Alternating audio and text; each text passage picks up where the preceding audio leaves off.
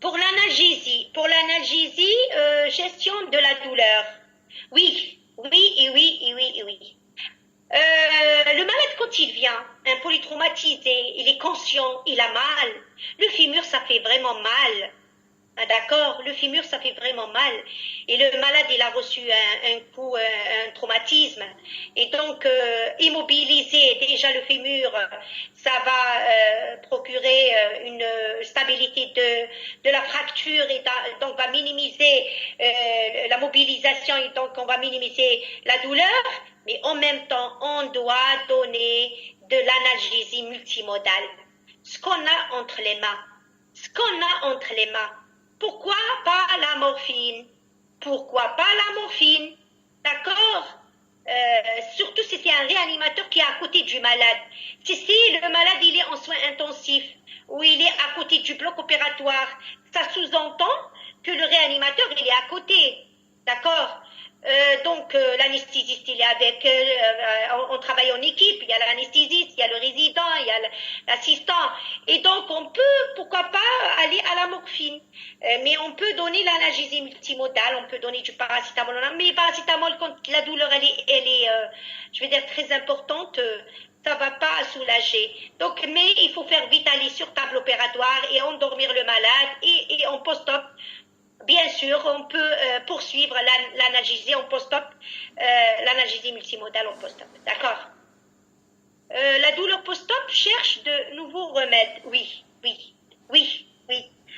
Vous savez, donc quand on a des cardiopathes, par exemple, ou la Cupan, par exemple, il n'est pas recommandé.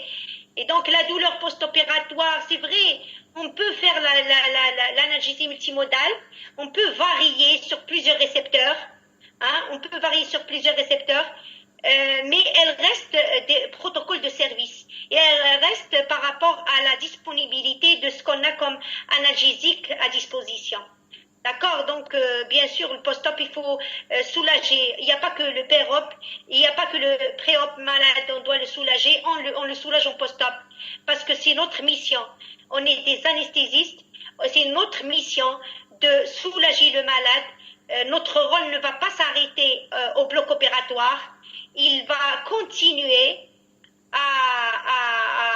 il va continuer en post-op. Voilà, il va continuer en post-op surtout parce que le malade il nécessite des soins, il nécessite encore une prise en charge donc multidisciplinée. D'accord. À part le Prodaf et morphine. Ah, l'acupan, on peut donner l'acupan. Il a un effet central. On peut donner l'acupan. D'accord. Il y a le Prodaf, il y a la morphine, il y a le Prodaf, il y a les anti-inflammatoires. Attention, il y a les anti-inflammatoires, hein. On ne doit pas les oublier, hein, non stéroïdiens. Il y a les anti-inflammatoires, mais les anti-inflammatoires, vu le post-op immédiat, on doit essayer de faire, je veux dire, plusieurs analgésies. On doit essayer de donner plusieurs variétés. On doit, sur les 24 heures, donner entre Prodafalgan, morphine en priorité, rajouter le Prodaf et pourquoi pas une dose d'anti-inflammatoire. D'accord. De rachianesthésie post-op et le blood patch. Quand les complications de la rachianesthésie post-op. Puis, vous savez pourquoi? Moi, le thème, je vais rappeler encore une chose. Le thème, j'ai enlevé les complications de l'anesthésie en général. J'ai laissé anesthésie générale. D'accord. J'ai laissé exprès anesthésie générale. Pourquoi? Parce que la rachianesthésie, c'est un monde. C'est un thème en lui-même qui va prendre 2 heures, 3 heures de temps. D'accord. Et donc voilà, c'est le thème, si vous voulez, le thème suivant. D'accord. Si vous voulez, on va le traiter pour la prochaine fois. On va garder la concentration sur notre thème d'aujourd'hui. Gestion de la douleur avec l'anesthésie multimodale. La gestion, oui, on peut donner sur les 24 heures. On commence par la morphine, d'accord. on peut intercaler, parce que la morphine elle-même, elle peut suffire, hein, et on peut la donner même à la seringue électrique. Par exemple, en chirurgie cardiaque chez les coronaires, on a l'habitude de donner à la seringue électrique la morphine. Et donc, on a la possibilité de donner la morphine à la seringue électrique. Donc, le malade, il peut être couvert sur les 24 heures, sans qu'il souffre. Et donc, je passe juste voir est-ce que le malade la douleur, elle est toujours, il n'a plus de douleur, je veux dire sur toute la journée. Mais je peux rajouter du paracétamol, je peux rajouter du perfalgan, voilà. Hein, mais la morphine, elle peut se faire en 24-48 heures. Le post-op immédiat, parce que le malade, il est en soins intensifs, il a trop saigné, il a fait un bas débit cardiaque. Le malade, il est en soins intensifs. Donc, j'hésite pas à donner la morphine à la seringue électrique. Ah, il est bien surveillé, le malade. Il n'est pas dans un service de médecine interne. Il n'est pas dans un service où il n'y a pas la surveillance. Le malade, il est toujours surveillé en post-op. Et donc, je peux donner la morphine à la seringue électrique. D'accord? Voilà. Donc, encore.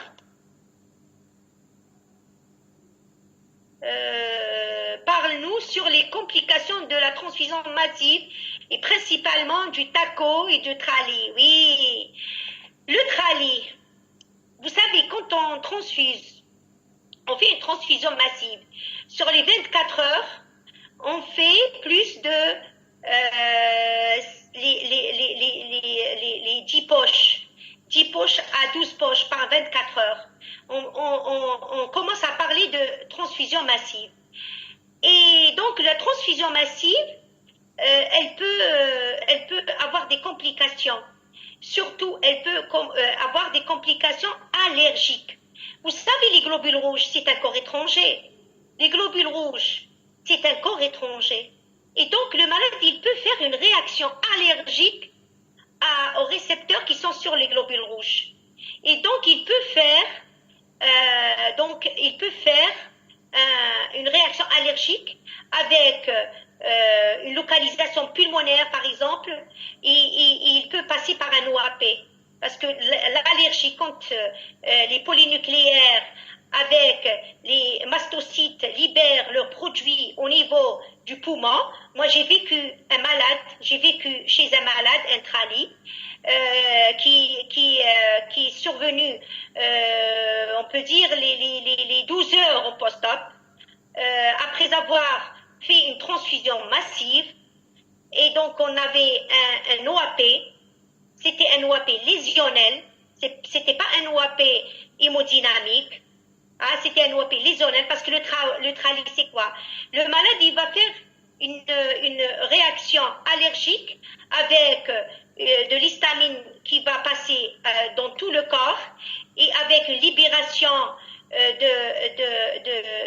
d'anticorps dans tout le corps et qui vont agir surtout quand ils passent dans le poumon, ils peuvent faire un OAP lésionnel, des lésions pulmonaires qui vont faire que le malade il fait un OAP lésionnel, hypoxémie sévère qui ne répond pas à l'oxygénation, qui ne répond pas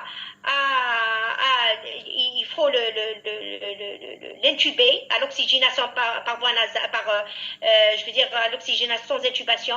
Et des fois, on va aller à l'intubation pour assurer une bonne oxygénation sur respirateur.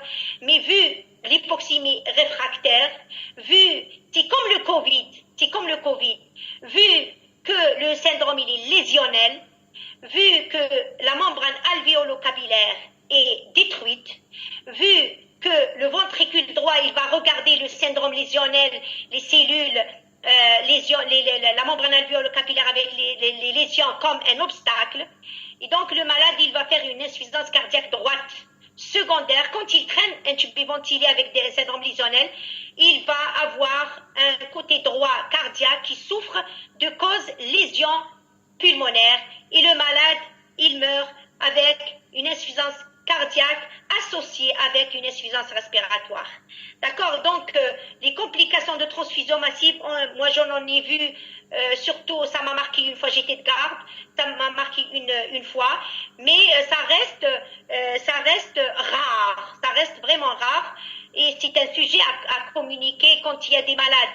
Il faut aller voir le laboratoire, il faut faire une enquête, il faut revoir le CTS et prendre les poches et les remettre au laboratoire pour faire une enquête parce que ça doit être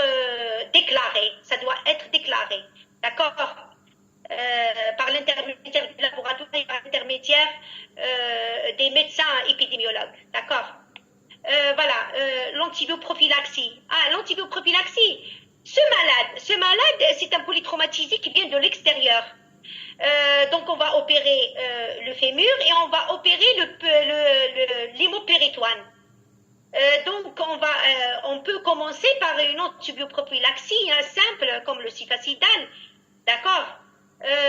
Donc on peut commencer par une antibioprophylaxie simple, surtout pourquoi? Parce que il n'y a pas de fracture ouverte. La fracture elle est fermée, donc il n'y a pas de lésion cutanée. L'os il n'est pas sorti par rapport à la peau. Et donc puisque la peau est fermée et ça sous-entend le bloc il est stérile, ça sous-entend on travaille dans un milieu stérile, donc on peut faire une antibioprophylaxie avec le cifacidal comme on a l'habitude de faire. D'accord. Dans ce genre de situation, la rachianesthésie est fatale, oui, pour le patient suite au bloc sympathique, oui, qui va effondrer la pression artérielle et donner ultérieurement un arrêt cardiaque. Très bien. Très bien, très bien, très bien. Le message est passé. Vous savez, quand il y a une instabilité hémodynamique, c'est l'anesthésie générale. On ne pense même pas à la rachianesthésie. On ne pense même pas à la rachianesthésie. Il y a instabilité, anesthésie générale. Parce qu'on va bien la gérer. L'anesthésie, on va la gérer. L'anesthésie générale, on va la gérer par rapport à la rachianesthésie qui donne un bloc sympathique impossible de le gérer. D'accord. Voilà. L'hémorphinique risque de nausée, vomissement, post-op. Nausée, vomissement, post-op, oui. L'hémorphinique, oui, sont générateurs de nausées, vomissements post-op, mais on peut, vous savez, l'hémorphinique, on n'a pas le choix. L'analgésie, la définition de l'anesthésie, c'est le sommeil anesthésique, c'est l'analgésie, c'est la myorelaxation. Et donc, l'hémorphinique, oui, voilà, oui. L'hémorphinique, ça peut on peut les gérer, les nausées, vomissements post-op, on peut les gérer. On peut les gérer. On n'a pas le choix. Les morphiniques, on peut pas les remplacer. L'analgésie opératoire, elle est primordiale. Elle fait partie de notre protocole anesthésique. Et donc, voilà, on va gérer les nausées, vomissements post-op. On va les gérer, avec méthoclopramide, voilà, avec le méthoclopramide, d'accord. Bronchospasme, oui. Ce qu'elle a dit. J'ai sauté, bronchospasme. Bronchospasme, le sujet, j'ai mis ce thème, vous avez remarqué, j'ai fait anesthésie générale, j'ai pas fait rachianesthésie, j'ai fait adulte et j'ai pas fait enfant, et j'ai fait circulatoire et j'ai pas fait respiratoire. D'accord? J'ai pas fait respiratoire. Pourquoi? Parce que pour se concentrer sur le thème, j'ai commencé à faire respiratoire, j'ai vu que c'est trop lent. Donc c'est un autre thème. Le bronchospasme, s'il y a une conduite à tenir pour le bronchospasme, peut-être on va le faire pour le prochain thème, parce que les complications respiratoires, c'est les deuxièmes complications anesthésiques très fréquentes après les circulatoires. D'accord? Voilà, donc il faut gérer le bronchospasme, il y a une conduite à tenir très codifiée. Il y a une conduite à tenir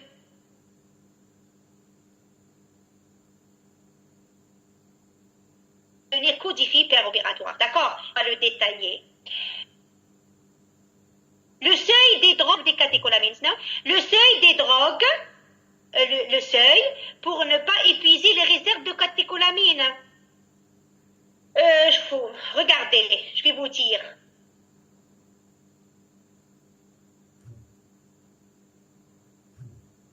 C'est pas le problème de seuil. C'est pas le problème de seuil. L'acteur, il faut les gérer. Il faut pas donner de fortes doses de vasoconstricteurs. Le normal, c'est on nomme baby noradré. Si vous voyez la littérature, on parle de baby noradré, baby noradré. Pourquoi? Parce qu'avec des rinsures, avec de petites doses minimes de vasoconstricteurs comme la noradrénaline, je peux gérer un bas débit cardiaque. Par contre, si j'augmente dans les doses, je vais fermer les vaisseaux. Et si je ferme les vaisseaux, il n'y a plus de volumétrie qui tourne. Moi, j'ai besoin de perfuser les organes nobles. J'ai pas besoin de les fermer. J'ai pas besoin d'avoir une pression artérielle simplement. J'ai besoin d'avoir une pression artérielle avec un volume sanguin qui tourne. Hein? Une pression et un volume. Pas une pression seulement. Parce que la noradré, par exemple, un vasoconstricteur, quand je donne de fortes doses, je vais fermer le vaisseau. Donc il n'y a plus de volume qui tourne. Et quand il n'y a plus de volume, les organes n'auront pas de sang. Ils ne vont pas avoir un afflux de sang.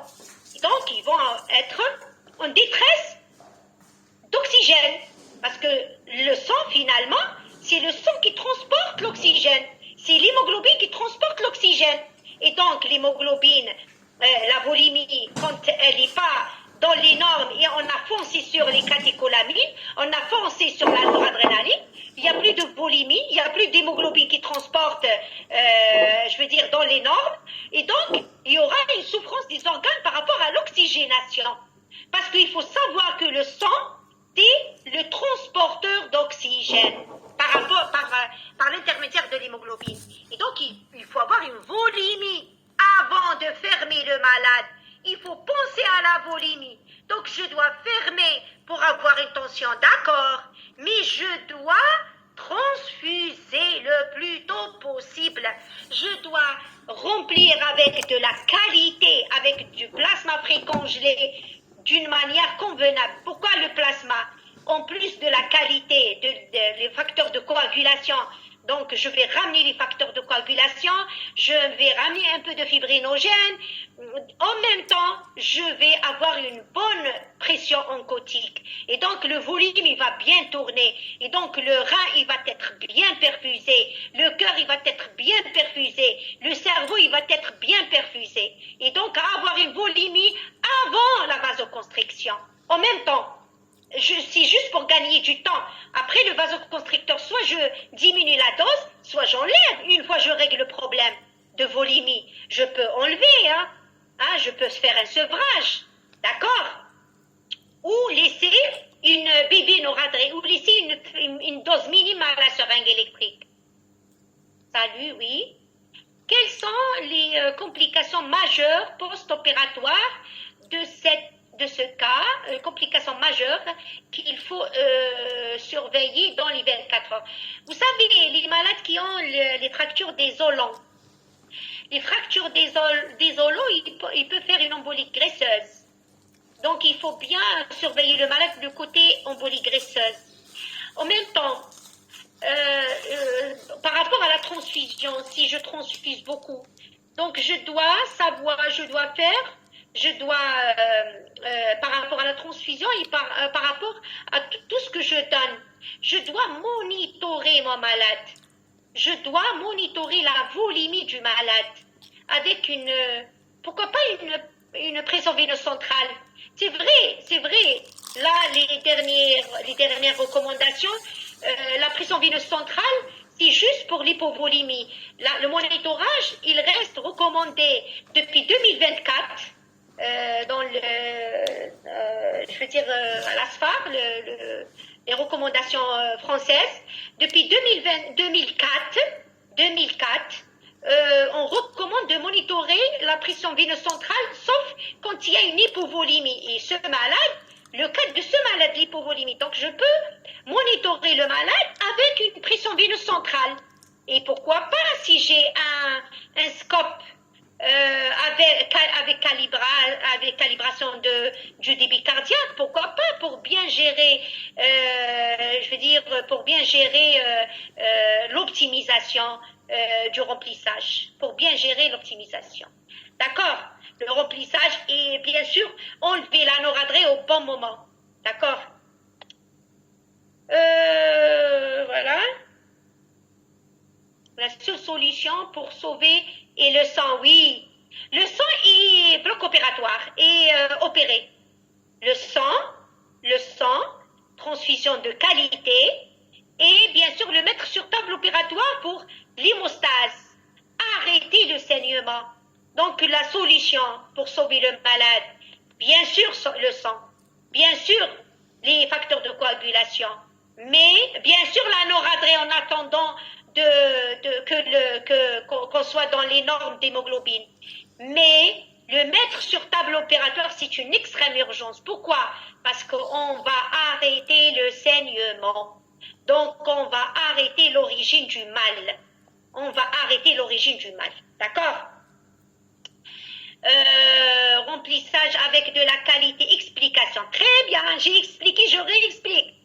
La qualité, c'est le sang, c'est les globules rouges, c'est les facteurs de coagulation, plasma précongelé, c'est les plaquettes, l'hémostase primaire. Donc, dans le sang, j'ai l'hémoglobine, le transporteur d'oxygène. Dans le plasma précongelé, j'ai les facteurs de coagulation et j'ai le fibrinogène.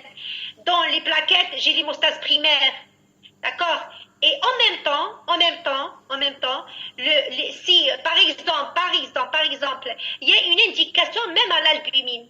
Bien sûr, si j'ai pas assez pour remplir le malade, l'hémoglobine, elle a une toute petite place. D'accord? Parce que l'albumine, elle augmente la pression oncotique.